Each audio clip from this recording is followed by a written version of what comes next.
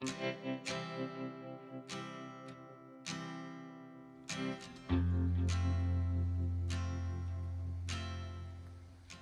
plants or saluyot, eggplants, mint, and few marigolds are planted in this raised garden.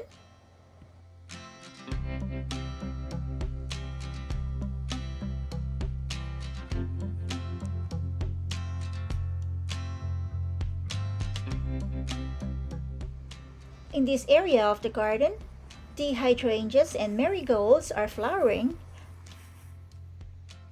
The bee balms are in bloom.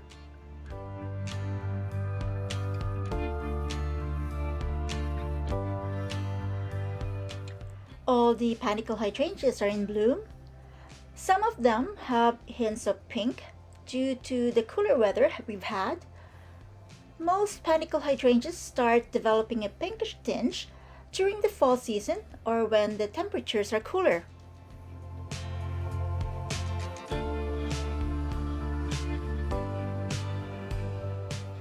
These astilbes had feathery flowers in a peachy pink color, but now that their blooming period is over, they have turned greenish brown, which still remains attractive.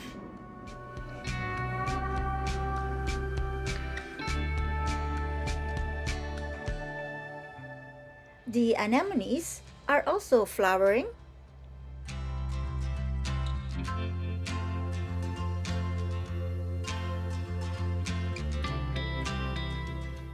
This is a Bloomin' Easy's Moonrock panicle hydrangea.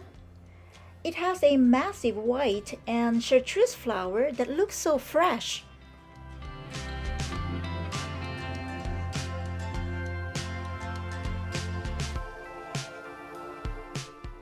The bright yellow flowers of the early sunrise coreopsis really brighten the garden. This pink summer sweet is in its second year in the garden, but it looks like it's not going to flower this year. This nine bark is one of the new addition to the garden this month. These two Russian sages are another new addition to the garden. Another massive hydrangea bloom. My corn was a failure this year. It was stunted, possibly due to too much rain and cooler temperatures early in the season.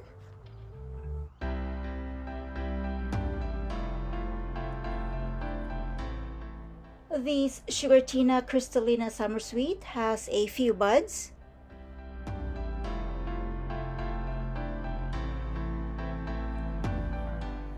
This is the pink coral berry. It's covered with powdered sulfur right now because it started developing powdery mildew.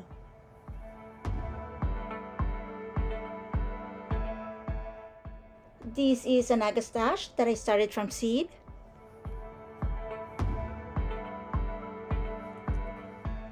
This is a sea lavender that won't stay upright.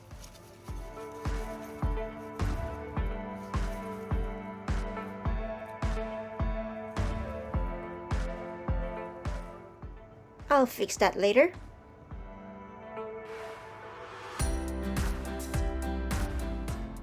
There are a lot of combination plants here. The taller ones are coneflowers, incredible hydrangea, and quickfire hydrangea. Let's enter my not-so-secret vegetable garden.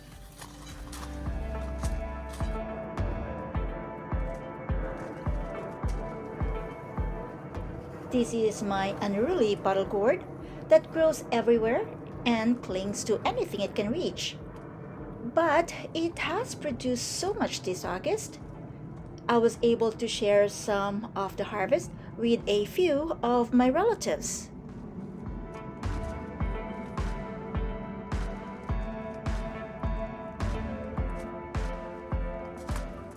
The grape tomatoes just keep on giving, and the larger ones are starting to ripen.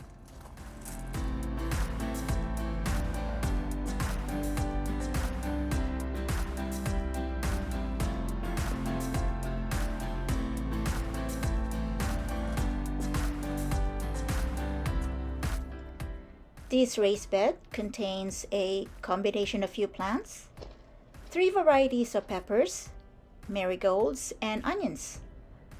I think I've successfully utilized every space here. The only downside is that the bell pepper was a failure. No flowers or fruit. But the other 2 varieties, which are spicy peppers, are prolific producers. This chayote has grown so much, but it hasn't produced any flowers yet. In a few days, it will be September and the temperature is starting to drop. I might start the plant much earlier next year.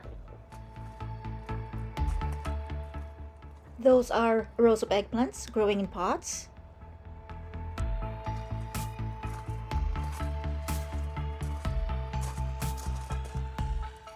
They are producing well.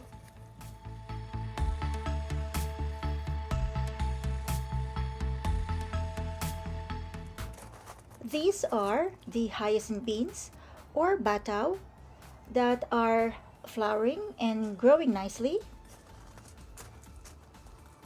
These are yard beans that have already produced so many beans. These are green beans that are producing well. The chayote plants. Let me move to the other side of the trellis so you can see better how the garden is growing.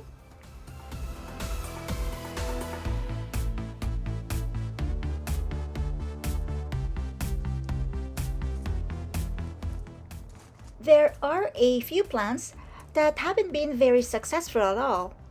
One of them is this cucumber. It didn't grow much and started turning yellow earlier on, but it did produce a few cucumbers. As you can see, the growth is very sparse. Here's the unruly bottle gourd taking over the cucumber side.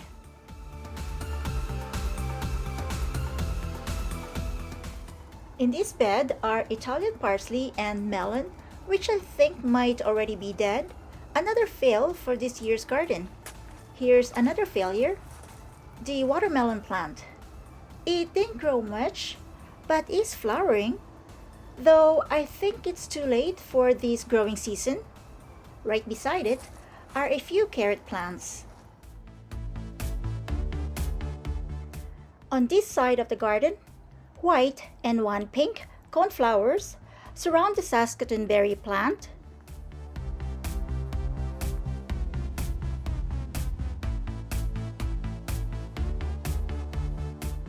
Here are some bitter melon plants.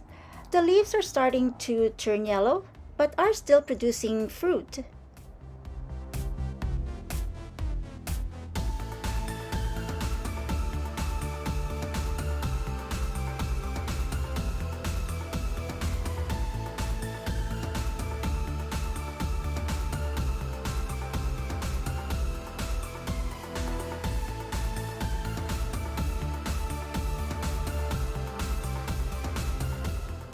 More bitter melon here.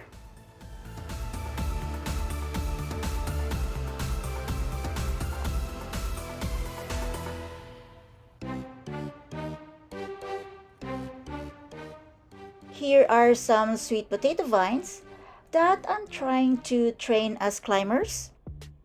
The leaves are full of holes from the grasshoppers. If you have any organic ideas on how to prevent or get rid of grasshoppers, I would greatly appreciate it if you could share them.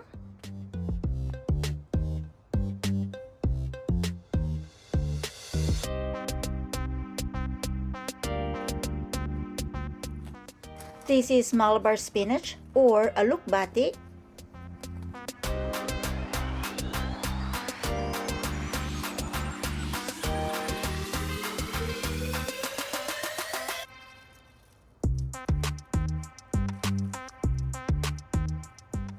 This is water spinach or kangkong. It's the berry patch.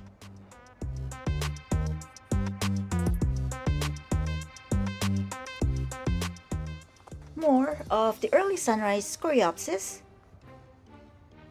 No flowers on the hardy kiwi vine yet, but we harvested a lot of haskap or honeyberries this year. The quickfire hydrangea tree flowers have now turned pink.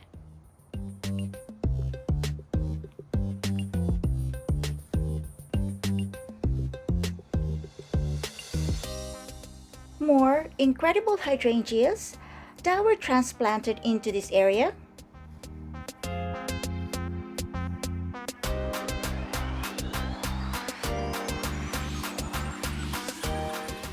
More astilbes with faded flowers.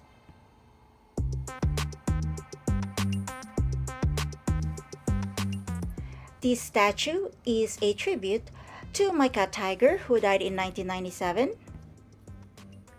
This hole is new. It wasn't there before.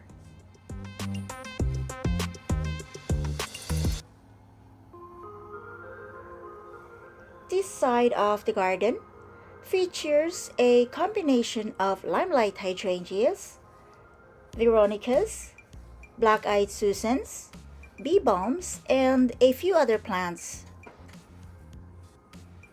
This is a newly planted native aster that is being eaten by slugs.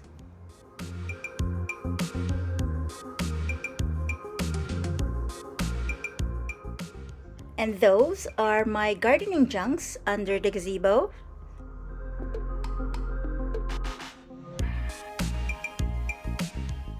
This is one of my favorite hydrangeas, the vanilla strawberry in tree form.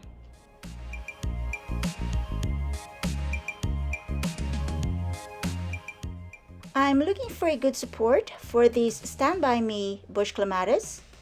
Please comment if you have any ideas or suggestions. Those are newly planted hydrangeas.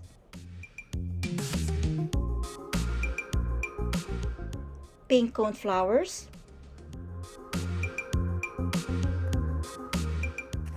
These are the two hydrangeas that I transplanted. They have grown so much since I moved them here.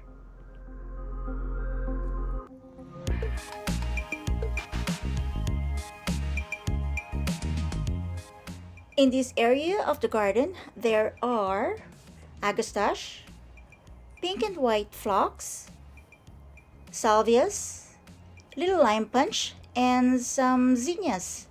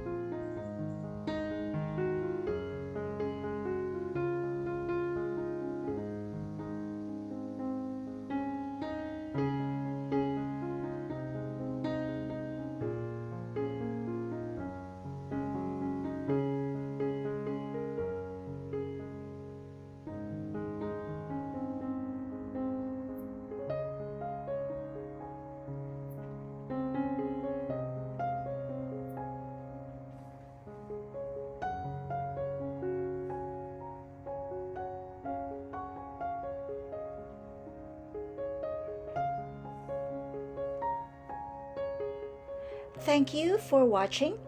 I hope you enjoyed this video. Please subscribe, like, and share it with your friends. Your comments are greatly appreciated. Don't forget to click the notification bell to stay updated on the latest videos. Again, thank you and see you next time. Happy gardening!